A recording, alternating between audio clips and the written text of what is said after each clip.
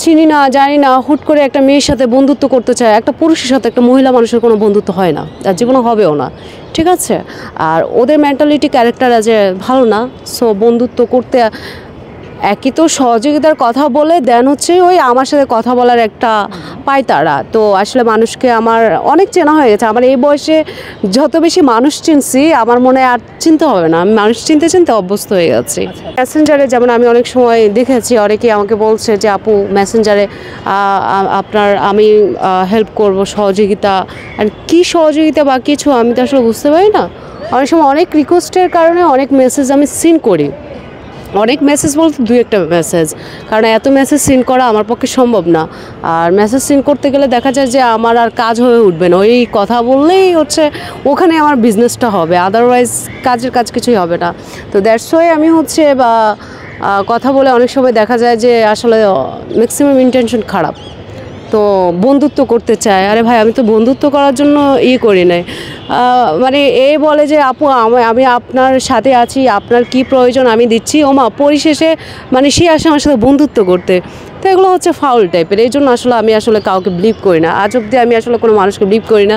আর কেউ কারো সহযোগিতা আসে এটাও হচ্ছে আসলে সব জায়গায় ভালো মন্দ আছে এটাই। তবে একেবারে যে খারাপ আছে তা না, আছে দু একজন হয়তো ভালো পাওয়া যাবে, তবে খারাপের সংখ্যা বেশি। চিনি না, জানি না, হুট করে একটা মেয়ের সাথে বন্ধুত্ব করতে চায়, একটা পুরুষের সাথে একটা মহিলা মানুষের কোনো বন্ধুত্ব হয় না, আর জীবনে হবেও না। ঠিক আছে। আর ওদের মেন্টালিটি ক্যারেক্টার যে ভালো না। সো বন্ধুত্ব করতে একই তো সহযোগিতার কথা বলে দেন হচ্ছে ওই আমার সাথে কথা বলার একটা পায় তারা। তো আসলে মানুষকে আমার অনেক চেনা হয়ে গেছে। আমার এই বয়সে যত বেশি মানুষ চিনছি আমার মনে আর চিনতে হবে না, আমি মানুষ চিনতে চিনতে অভ্যস্ত হয়ে গেছি।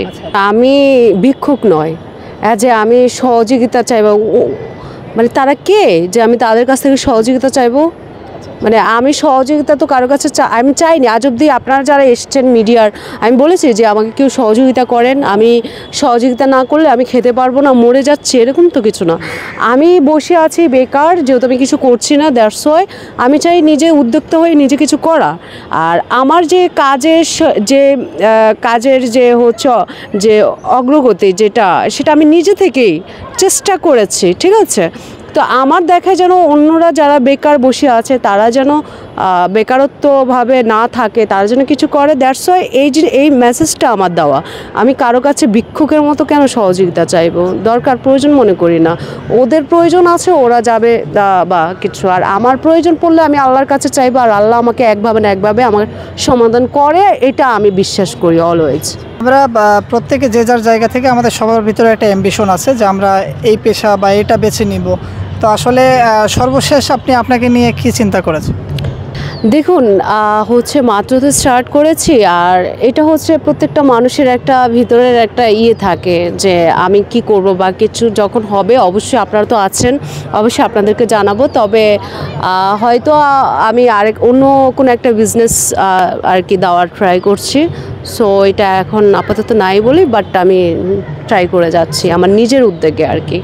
আমি রূপালী পর্দায় ছিলাম না, এটা ভুল কথা। সো আমি রিসেন্টলি কিন্তু এটাই বলে থাকি, এটা হচ্ছে আপনারা বলছেন, সেগুলো কিন্তু আপনারা বলছেন বাই দ্য ওয়ে, এটা কিন্তু আমি বলি নাই। আমি বেশ কিছু নাটকের কাজ করেছি, টেলিফিল্মের কাজ করেছি।